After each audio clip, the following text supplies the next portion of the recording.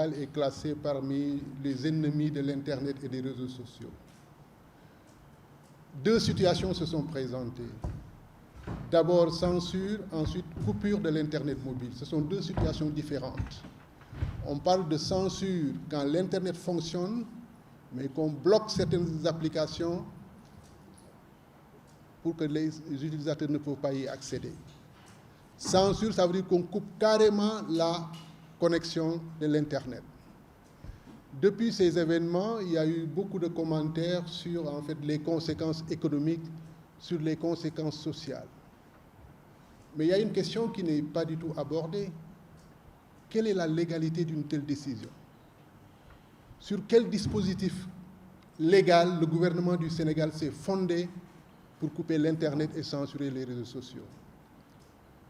Je dois d'abord vous faire remarquer que lors de leur conférence de presse du 1er au 2 juin dans la nuit tard, qui annonçait la censure des réseaux sociaux, si vous avez bien écouté le discours du ministre de l'Intérieur, aucune disposition légale n'est invoquée pour motiver cette décision. Aucune. Ensuite, quand des communiqués ont été publiés sur les réseaux sociaux, si vous avez bien remarqué, aucune disposition légale n'est invoquée pour motiver cette décision de couper l'Internet mobile. Donc la question qui se pose, quelle est la légalité de cette décision? Cette décision est-elle légale?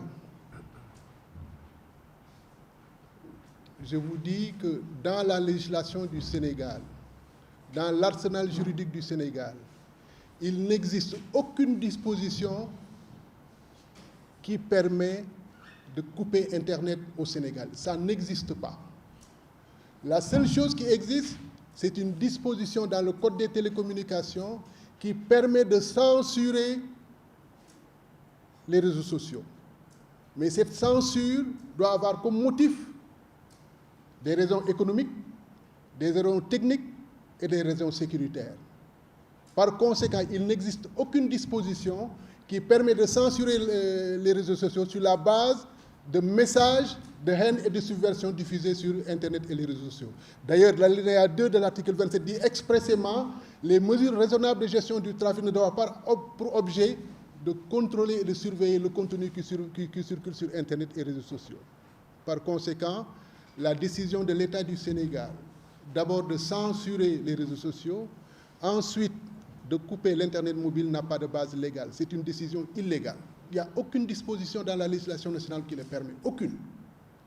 Nous avons entendu dans la presse une autorité du ministère des Télécommunications invoquer l'article 12 du cahier des charges des opérateurs.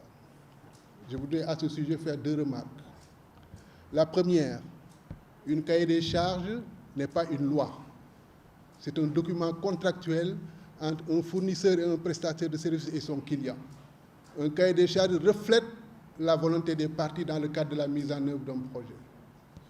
Mieux encore, toutes les dispositions d'un cahier des charges doivent être conformes à la loi. Or, quelle est la loi qui encadre et régule le secteur des télécommunications au Sénégal? Le Code des télécommunications. Et dans ce code, il n'existe aucune disposition qui permet de couper l'Internet au Sénégal et de censurer les réseaux sociaux au motif qu'il y a des discours de haine et subversifs sur les réseaux sociaux. Donc c'est une décision illégale. Par conséquent, nous, Organisation de défense des droits humains, nous allons saisir la Cour de justice de la CEDEAO. Sur le motif que, parce que c'est une Cour de justice internationale, le Sénégal, l'État du Sénégal a violé des droits protégés par le droit international. En coupant Internet et en censurant les réseaux sociaux, l'État du Sénégal a violé l'article 19 sur le droit à la liberté d'expression, garanti par le pacte international sur les droits civils et politiques. L'État du Sénégal, en coupant Internet et en bloquant les réseaux sociaux, a violé le droit de se réunir en ligne, garanti par l'article 21 du pacte international relatif aux droits civils et politiques.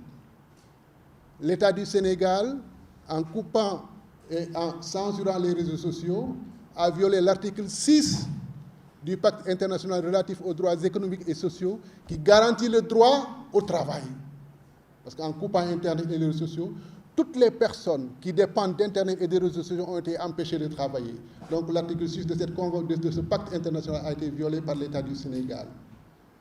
L'État du Sénégal, en censurant les réseaux sociaux et en coupant Internet, a violé le droit d'accès à l'information, le droit à la liberté d'expression et d'opinion, le droit de se réunir, le droit au travail garanti par la Charte africaine des droits de l'homme et des peuples, articles 9, 11 et 15. Donc sur le fondement de ces violations de ces droits garantis par les règles et normes internationales par l'État du Sénégal, nous allons saisir la Cour de justice de la CEDEAO pour violation des droits de l'homme. Nous nous attelons à ce travail-là et nous allons le faire parce que si on ne prend pas en charge cette question, on n'aura plus d'accès Internet dans ce pays. C'est uniquement la première fois qui est difficile, mais une fois, on le fait une fois, deux fois, désormais le Sénégal entrera dans des pays où l'accès à Internet devient un privilège. Donc il faut une mobilisation citoyenne pour envoyer un signal fort à l'État du Sénégal que nous sommes déterminés à défendre nos droits garantis par les règles et normes internationales.